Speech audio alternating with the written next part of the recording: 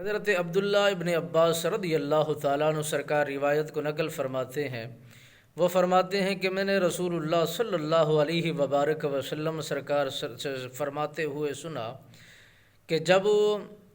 قیامت کی صبح ہوگی، جنتی جنت کے اندر جا پہنچیں گے تو ایک شخص کو جنت میں داخل ہونے کے بعد ہر بندہ اپنی طرف اسے آواز لگائے گا اور بلائے گا کہ یا سیدی ہماری طرف لوٹ کر آئیں، مرحبا ہماری طرف آئیں، مرحبا مرحبا کے نعروں سے ان کا استقبال کیا جائے گا۔ اپنی طرف متوجہ ہونے کی کوشش کریں گے، ان کو اپنی طرف بلایا جائے گا۔ تو جناب سیدنا صدیق اکبر پاک رضی اللہ تعالیٰ عنہ سرکار نے یہ بات جب نبی رحمت للعالمین سرکار کی دربار سے سنی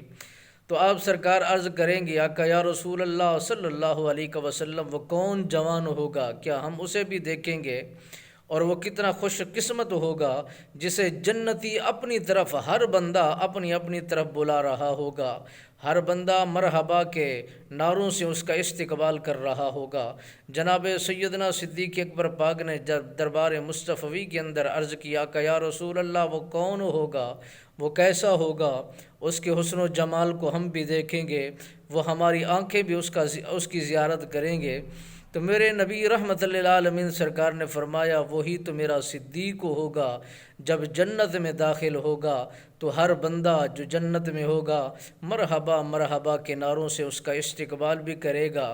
اپنے قریب بلانے کی کوشش بھی کرے گا، دل کی آرزو دل کی منشا کو بھی ظاہر کرے گا۔ وہ میرا صدیق ہے جس کو میرے خالق نے اتنا بڑا اعزاز و مرتبہ شان مرتبہ عطا فرمایا ہے۔